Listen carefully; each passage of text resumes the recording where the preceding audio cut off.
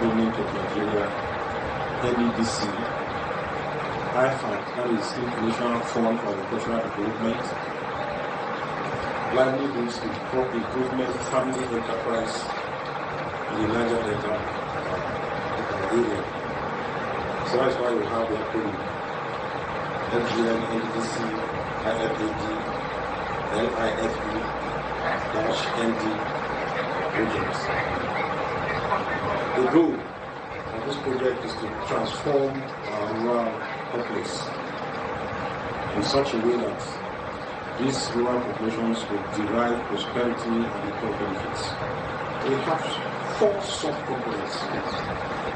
Support to agribusiness incubation, which is the hub, that is the fulcrum of implementation activities. There is support also, that is the 1.2, support to production, agribusiness production and marketing infrastructure. And we are looking at the 1.3 that has to do with financial inclusiveness, mobilization of savings, and ensuring that we have or establish linkages of these youths and women to where they can mobilize these savings, to where they can access inputs, and to financial institutions where they can also access funds in form of credits or grants. Then the food component, which is a sub-component, it's on rural institution strengthening. In all our communities, we try to establish these rural structures that will help drive the implementation activities. When I talk about implementation activities, I'm talking about the intervention activities in this project in the rural communities. If you get into any community, we adopt the rural participatory and rural appraisal schemes and extension to ensure that we achieve that. For Cross-River, we have 4 major communities that we aptly refer to as 4 major value chains that we are intervening. There are 7 that were recommended after a careful research study in the Niger Delta region of communities that are profitable, that have export potentials, commodities that you can assess, and they have good varieties that are disease resistant and are equally high yielding. So out of these 7, 4 major ones were picked that have comparative advantage in the state. And these 4 are rice, cassava, fish, and poultry. So from the national, federal government, where you have the Federal Ministry of Agriculture and the Federal Ministry of Finance, there is a PCB, the Project Coordinating Unit under the Federal Ministry of Agriculture. And then there is the National Ifad Country Office at Abuja. All these offices are the stakeholders at that level. The Cross-River State, we have 10 local government areas that are participating in the project. 3 of them in South Central District, 3 in Central, and 4 in the Northern Central District. In each of these local governments, we also have 10 communities that are also selected to participate in the project. So far, about 52 of these communities have got this intervention. We are working in these communities, although we have gone to all the 100 communities, sensitizing them and putting up the structures of the project. But real intervention has covered an incubation model where the youths in these communities, after due sensitization, are made to express their interest to be part of the project in writings. Applications are received from them. They are looked into and then shortlisted. Interviews for selection and validation are carried out in all of these communities, and the selected or successful candidates are enrolled. Orientation or business orientation trainings given to them, and they are now paired with selected and identified incubators in their different locations, in such a manner that they can leave their homes to the incubation center where they are being trained. After the training, the incubator mentors these incubatees,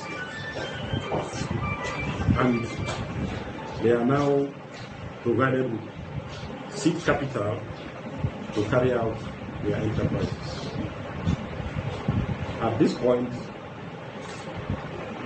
this incubatee have been seen to have graduated, and that will form 1,160 incubatees have been trained.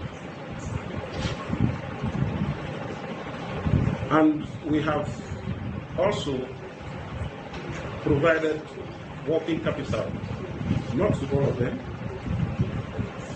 but to those who have come out, and then they have the facilities to start. For poultry, you need the poultry pens. For fish, you need the fish pond. For cassava and rice is the land.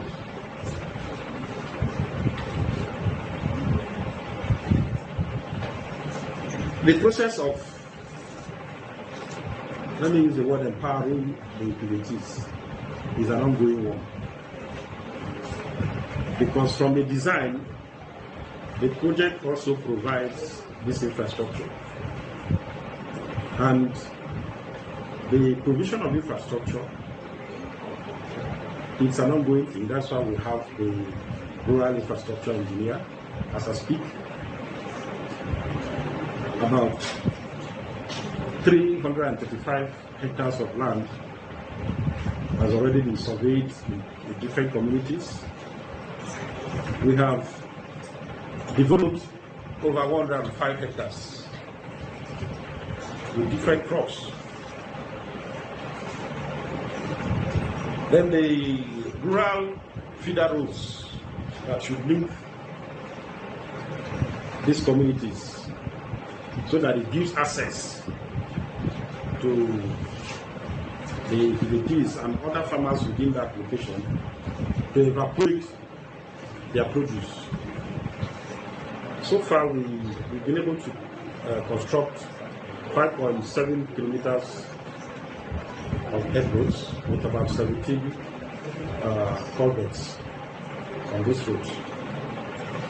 It's an ongoing activity. We lost 1 year. We've been trying to catch up. So as I speak, we have some staff who are still in the field. They can't be here. They are carrying on or going on with the community action plans and other surveys to establish the impact so far, so that we can address the inadequacies that are associated with implementation activities. We have over 37 utilities that have been provided with over 18,250 day-old chicks. If you do your simple mathematics, each person has an average of 493.2. Well, you can just put it at 493 day-old chicks. Most times, we don't have a hatchery around here. So most times these birds are brought from places like Ifad. And you know the risk of road transport before you get these day-old chicks to not the final destination. If you are not skilled at management, a lot of them will be lost. So we were targeting 500 per person, and we looked at the economic viability of doing that. But this is not without the challenges that are attendant with our economy, the Nigerian economy and the global economy. The fall of the naira, the dollar exchange, and all of that, it affects these businesses to the point that even the price of feeds and medication plummets. And when it does that, the cost of production is affected. It tells on their sales as well. This Christmas, how much are you buying beds? How much are you buying rice? My friend called me from the state and they buy rice 52,000 per bag. In Calabar here, beds were sold between 10,000 and 50,000. So you look at why it's that way. So it's the inflation and the complexities of the economic management and other issues. So we have our cassava farmers as well. Over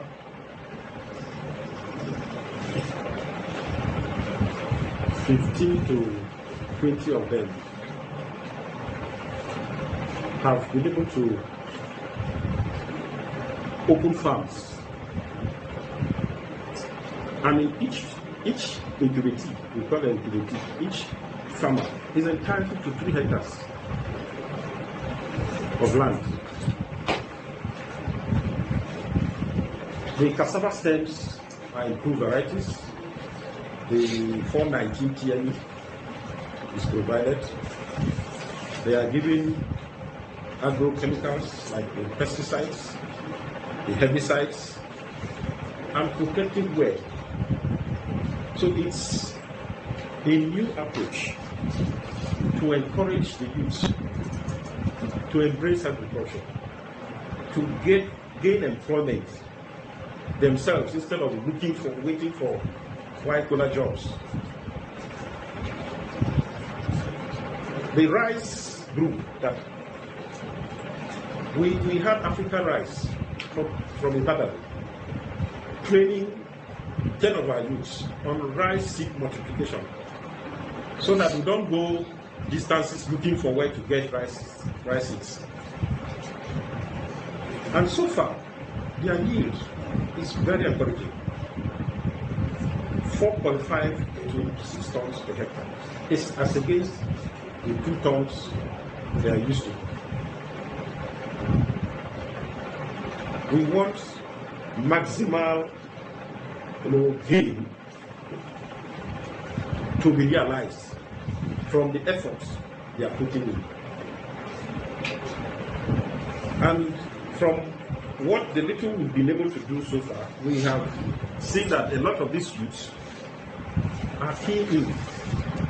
They want to be part of the process. They want to go back and take up agriculture as a business.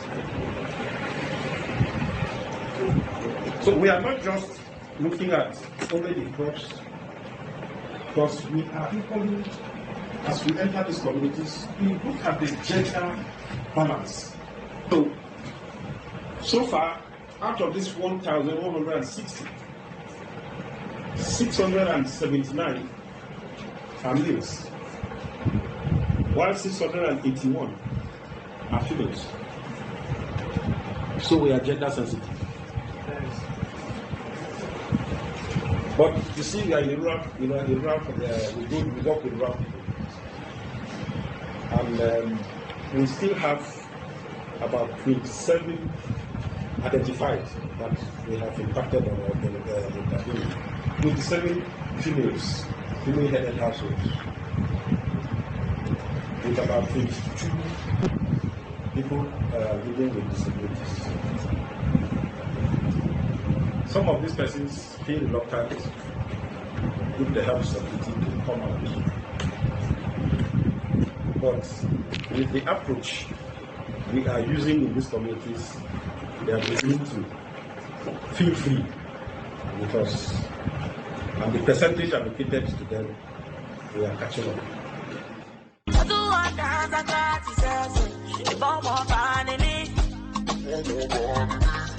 I'm all by my show, I'm all by my foya, I'm all by me. Hey, yeah, I wanna be a billionaire, yeah, yeah. I wanna be a billionaire.